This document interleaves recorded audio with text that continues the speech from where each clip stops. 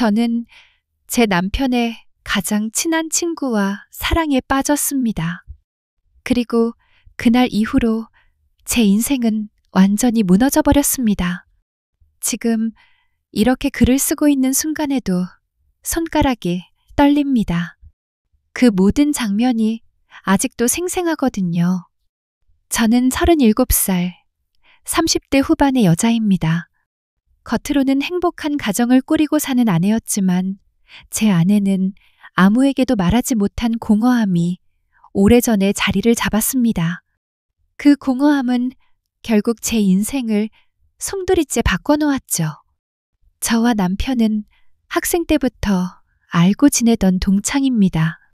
그래서 서로의 과거를 알고 가족 행사에도 자연스럽게 섞일 만큼 편한 사이였죠. 결혼한 첫 해엔 정말 평온하고 행복했습니다.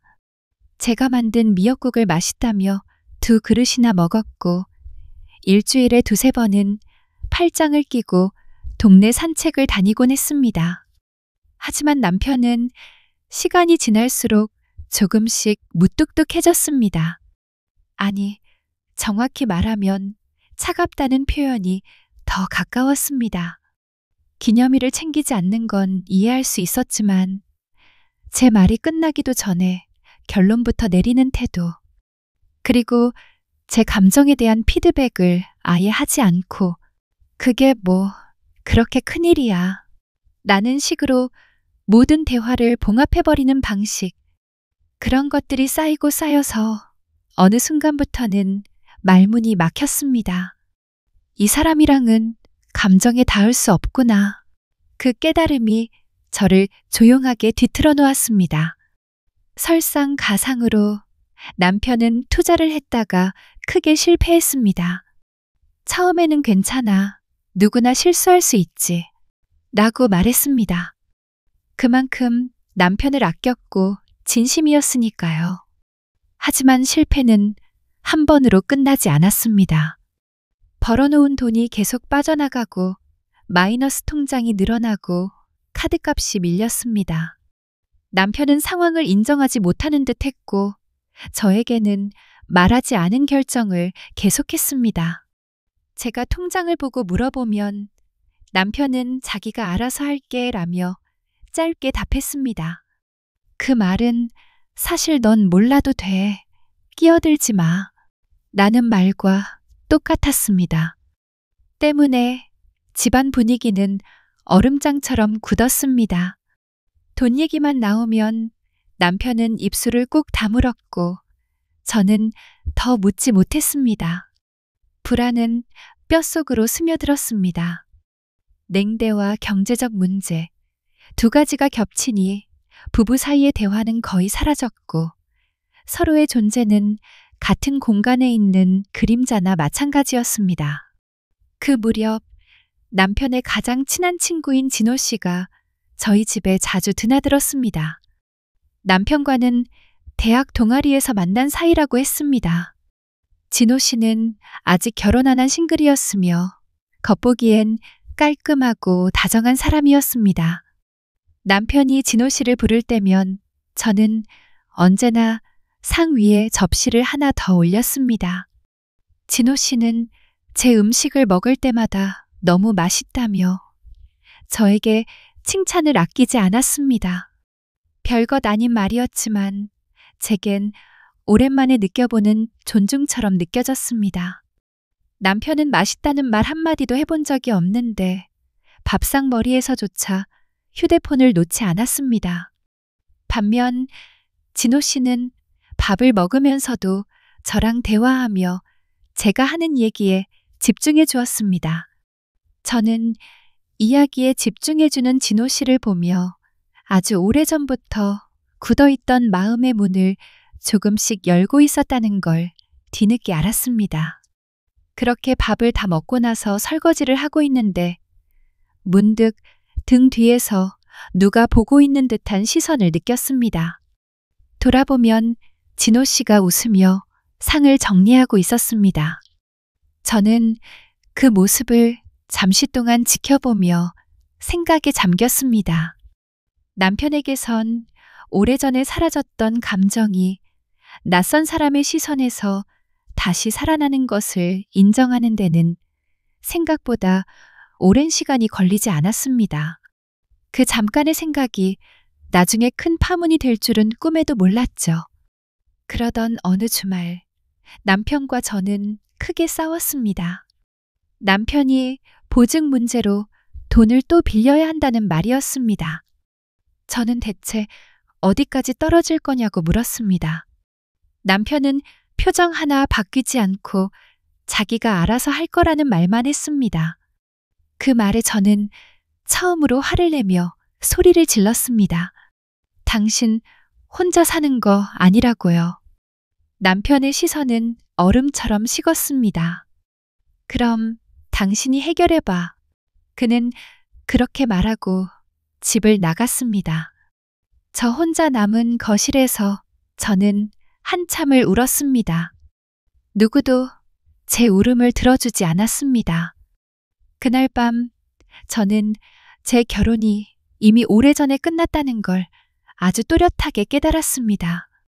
우리가 붙잡고 있는 것은 결혼이 아니라 두 사람의 체면과 서류 몇 장이라는 사실을요. 며칠 뒤 남편의 친구 진호 씨가 집으로 찾아왔습니다. 그때는 남편이 잠깐 약속 있다고 나간 상태였습니다. 저는 대충 묶은 머리에 씻지도 못한 얼굴로 현관문을 열었습니다. 진호 씨는 잠깐 서성이다가 남편을 보러 왔다고 말하더군요. 저는 지금 남편이 없으니 안에 들어와서 기다리라고 얘기했습니다. 그러자 진호 씨는 조심스럽게 현관에 놓인 상자를 집 안으로 옮기며 들어왔습니다. 그리고는 저에게 갑자기 괜찮냐고 묻는 거예요. 아마 남편이 진호 씨에게 요즘 저와의 관계를 다 얘기한 듯 했습니다. 저는 대답 대신 고개를 끄덕였습니다. 그런데 진호 씨의 말은 그 어떤 위로의 말보다 제 마음을 묘하게 흔들었습니다. 흔들리고 싶어서 흔들린 것인지 흔들릴 힘밖에 남지 않아서 그랬는지 지금은 잘 모르겠습니다. 문제는 그 다음부터였습니다. 진호 씨의 시선은 무언가 점점 확실해졌고 제 마음도 점점 조용하게 기울었습니다. 등 뒤에서 몰래 쳐다보는 것이 아니라 이제는 당당히 제 안으로 들어오는 시선이었습니다. 저는 그 시선을 처음에는 모른 척 했습니다. 하지만 저는 진호 씨가 계속 우리 집에 온다면 언젠가는 큰일이 일어날 거라는 것을 짐작하고 있었습니다. 남편은 날이 갈수록 저를 지치게 만들었습니다. 어느 날은 제 지갑에서 현금이 모두 사라진 걸 알게 되었을 때 저는 남편에게 물었습니다. 혹시 당신이 지갑에 있는 돈 가져갔어요? 라고 말이죠. 그러자 남편은 아주 떳떳하게 시선도 피하지 않고 얘기했습니다. 자기가 가져갔는데 그걸 꼭 얘기해야 하냐고 말이죠. 저는 더 이상 화도 나지 않았고 아무것도 묻지 않았습니다. 묻는다고 달라질 게 없었으니까요. 그 즈음 저는 깨달았습니다. 내가 누군가에게 괜찮냐 라는 한마디를 듣고 싶어하는 사람이 되어버렸다는 사실을요. 그래서였을지도 모릅니다. 그날 저녁 남편이 출장으로 집을 비운다는 문자를 보낸 바로 그날 저는 진호 씨에게 먼저 메시지를 보냈습니다. 그러면 안 되는 걸 저도 알고 있지만 위로를 받고 싶은 마음이 더 컸던 것 같습니다. 저는 시간 괜찮으면 저녁 먹으러 집으로 오라고 했고 진호 씨는 칼같이 답장을 해주었습니다. 준비해서 바로 오겠다고 하더군요. 저는 집에 있는 재료로 허겁지겁 파스타를 만들었습니다. 대충 볶은 베이컨과 마늘, 토마토와 올리브 오일, 식탁 위 전등은 노랗게 빛났고 창밖으로는 비가 내렸습니다. 진호 씨는 젖은 우산을 현관에 세워두고 조심스러운 얼굴로 들어왔습니다. 그리고는 식탁에 앉아 저를 바라보며 고생했다고 얘기해 주었습니다. 저는 그 순간 이상하리만치 마음이 편안해졌습니다. 그것만으로도 제 하루가 구해지는 기분이 들었습니다. 우리는 많은 말을 하지 않았습니다. 대신 한 숟갈마다 작은 눈짓과 웃음이 오갔습니다. 조심스러웠지만 그 밤의 분위기는 확실히 민감한 쪽으로 향하고 있었습니다. 비는 더 세차게 내렸고 집안은 따뜻했습니다. 음식을 다 먹고 난 후 저는 설거지를 하고 있었고 그는 식탁을 닦았습니다. 저는 순간 남편이 진호 씨였으면 좋겠다는 말도 안 되는 생각을 했습니다. 그러던 와중 갑자기 진호 씨가 제 등 뒤에 바짝 붙었습니다. 그리고는 저를 처음 봤을 때부터 좋아했다며 속삭였습니다. 친한 친구의 와이프라서 참고 또 참았지만 이제는 어쩔 수 없다는 말도 덧붙였습니다. 그 말에 저는 눈을 감았습니다. 괜찮다고 말한 건지 멈추라고 말한 건지는 저 스스로도 알 수 없었습니다. 다만 그 순간만큼은 진호 씨에게 제 마음이 향하고 있었습니다. 그날 밤 저희는 선을 넘어버렸습니다. 변명은 하지 않겠습니다. 어쩌면 저는 오래전부터 이날을 기다려왔는지도 모릅니다. 저는 스스로의 경계선을 밟아 넘어갔고 그 경계 너머에서 아주 오래 잊고 있던 감정을 찾았습니다. 그건 달콤함과 동시에 잔인했습니다. 그 다음 날 저는 거울 앞에서 오랫동안 서 있었습니다. 제 얼굴은 뭔가 낯설었습니다. 눈가가 환해지고 어깨에 굳은 살처럼 뭉쳐있던 것들이 다 풀린 듯한 느낌이었습니다.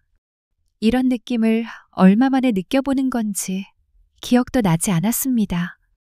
동시에 죄책감도 들었지만 저는 아무 일도 없었던 척 다시 예전처럼 돌아가려 했습니다.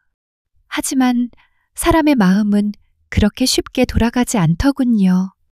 우리는 금방 다시 만났습니다. 이유는 언제나 사소했습니다. 퇴근길 근처에 들렀다. 남은 반찬을 가져다 주겠다. 고장난 전구를 갈아주겠다. 아무것도 아닌 명목으로 우리는 서로의 시간을 조금씩 공유했습니다. 그렇게 비밀은 익숙해졌고 떨림은 습관이 되었습니다. 그러는 사이에 남편은 저를 조금씩 의심하기 시작했습니다. 무심한 듯 보였지만 저의 작은 변화를 놓치지 않는 사람이었습니다. 어느 날 남편은 제 휴대폰을 책상 위에 올려놓더니 비밀번호를 풀어보라고 말했습니다. 저는 당황했지만 최대한 그 감정을 숨기며 얘기했습니다. 아무것도 없고 내 사생활을 당신이 다 알 거 없다고 말이죠. 그리고 이런 상황에 의심까지 하고 싶냐며 제가 오히려 쏘아붙였습니다. 남편은 제 눈을 계속 쳐다보더니 더 이상 말하지 않더군요. 그렇게 꽤 오랜 시간이 흘렀습니다. 비밀은 제 삶에 지울 수 없는 흔적을 남겼습니다. 저는 그 흔적을 숨기기 위해 매 순간 조심스레 움직여야 했습니다. 마치 언제 발각될지 모른다는 두려움 속에서 사소한 행동까지 계획하며 하루를 버텼습니다. 이런 제 자신이 싫었지만 저는 멈추지 못했습니다. 멈추면 제가 무너져서 더 이상 살아갈 수 없을 것 같았거든요. 그러다 결정적인 날은 생각보다 갑작스럽게 찾아왔습니다. 남편은 지방에 출장이 있다고 한 날이었습니다. 그날 저녁 저는 진호 씨를 불러서 같이 시간을 보내고 있었습니다. 우리는 말 대신 마음을 주고받고 있었죠. 그러다 갑자기 현관문이 열리는 소리가 났습니다. 문이 열리고 남편의 발소리가 거실을 지나 방으로 들어왔습니다. 저희는 당황해서 아무 말도 못했고 남편의 눈은 우리를 훑었습니다. 순간의 침묵 뒤에는 남편의 분노가 폭발했습니다. 방안을 마구 때려 부수며 가구를 뒤집었고 유리는 다 깨져서 산산조각이 났습니다. 진호 씨는 겁에 질린 채 도망갔지만 저는 손을 뻗을 수도 붙잡을 수도 없었습니다. 남편은 그렇게 한바탕 하고 나서는 저에게 끝이라고 얘기하며 집을 나갔습니다. 저는 혼자 주저앉아 산산이 부서진 흔적을 치우기 시작했습니다. 깨진 유리를 한참 주워 담다 손가락이 베어 따뜻한 피가 흘렀고 차가운 현실은 더 선명해졌습니다. 그날 이후 남편은 다시 집으로 돌아오지 않았습니다. 마지막으로 본 그의 뒷모습이 전부였고 그 문이 닫히는 순간이 끝이었습니다. 다음 날 남편은 아무 말 없이 서류를 보냈습니다. 도장은 이미 찍혀 있었고 남은 건 제 서명뿐이었습니다. 직접 마주하는 일조차 피하고 싶었던 걸까요? 그 차가운 서류 한 장은 긴 설명보다도 더 확실하게 우리의 결말을 알려주었습니다. 그렇게 우리는 법적으로도 남이 되었습니다. 그 후로 남편의 소식은 더 이상 들리지 않았고 저에게서 완전히 사라졌습니다. 그 사이 진호 씨는 저에게 계속 연락을 해왔습니다. 미안하다고, 다시 잘해보자고 말이죠. 저는 답하지 않았고 답을 할 자격조차 없었습니다. 마음이 끌리기는 했지만 손은 움직이지 않았습니다. 저는 가끔 생각에 잠기곤 합니다. 우리는 언제부터 망가졌을까 하고 말이죠. 남편의 무뚝뚝함이 시작일까요? 투자 실패가 도화선이었을까요? 저는 답을 찾지 못했지만 한 가지는 분명합니다. 그날 이후 제 삶은 더 이상 예전으로 돌아갈 수 없게 되었다는 것을 말이죠. 구독과 좋아요 부탁드립니다.